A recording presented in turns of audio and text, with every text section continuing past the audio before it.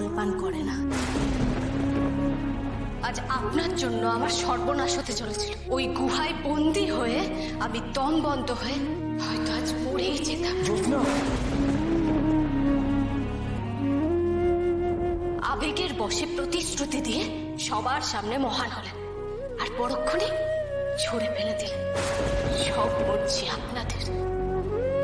আমার সাথে আর কোনোদিনও দেখা করবেন না বাসিবাবু, কোনোদিনও না, কোনোদিনও না।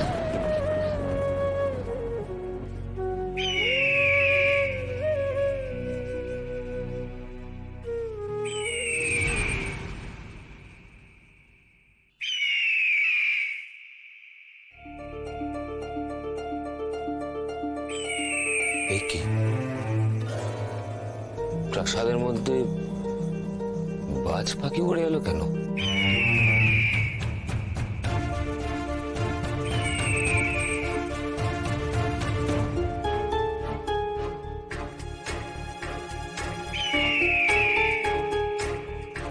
বাজ পাখিটা কিছু বলতে চাইছে আমাকে।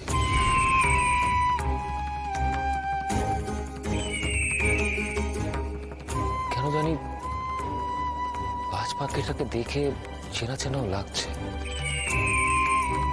তুমি কিছু বলবে? তোমাকে কোথাও যেন দেখেছি মনে হচ্ছে, দীর্ঘদিনের চেনা মনে হচ্ছে। কে তুমি? ছাদে একা কার সাথে কথা বলছো তুমি বিক্রম?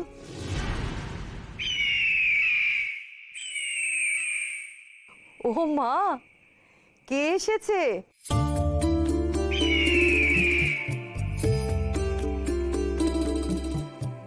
বড়মা, তুমি ওকে চেনো? আমি তো চিনি, তুমি ওকে চিনতে পারছো না?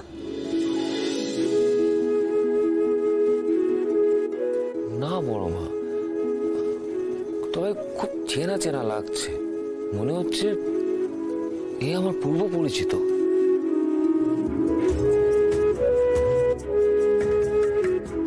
এ কে বৌদিদি?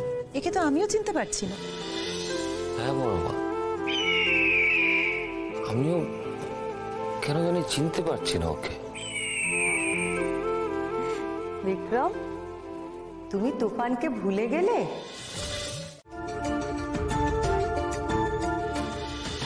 আরাধ্যা রানী কমলিনী চিরকালের মতো হারিয়ে গিয়ে আমার ভালোই হয়েছে।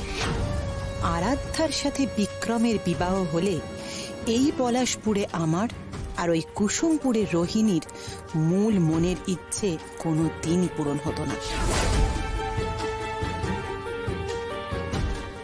ঠিকই বলেছ বৌদিদি, কুসুমপুরের রানীমা কমলিনী আর রাজকুমারী আরাধ্যাকে খুঁজে বার করতে, তাদের সন্ধান করতে দুই রাজ্য থেকে কত চেষ্টাই তো করা হলো, কিন্তু তাদের সন্ধান তো পাওয়া গেল না। কি আর করা যাবে বলো?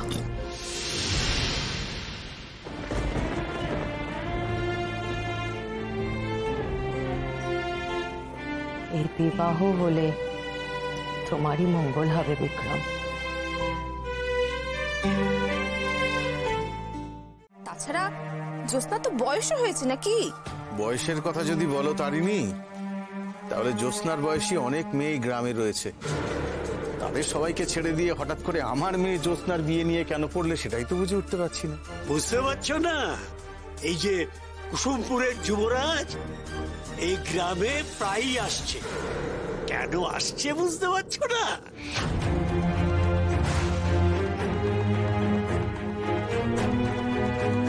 তোমার মেয়ের উপর যুবরাজের কুনজর পড়েছে সর্দার।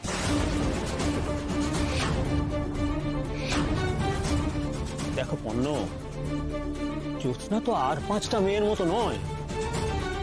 ওকে তুমি কুড়িয়ে পেয়েছো।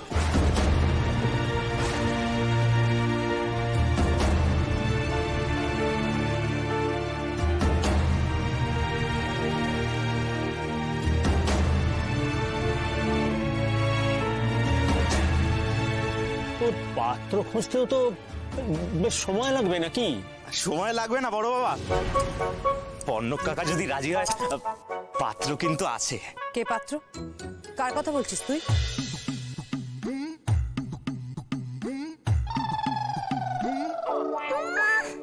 যেই সুযোগ পেয়েছে অমনি মুখে হাসি ফুটে উঠেছে। পাত্র ধরে নাও, তোমাদের চোখের সামনেই আছে। কে অনুমতি দিয়েছে আমার পাত্র খোঁজার?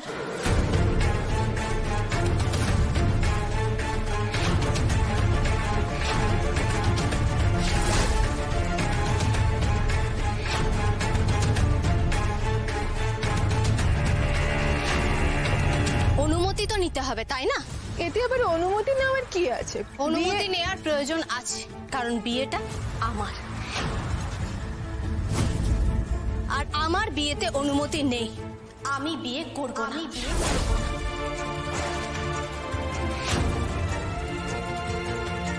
আর আমি অবাক হচ্ছি, যেই রাজ্যের যুবরাজ অন্যায় করলো, তোমরা তাকে শাস্তি না দিতে চেয়ে আমাকে বিয়ে দিয়ে শাস্তি দিতে চাইছো। বাহ বড় বা, তোমার বিচার দারুণ।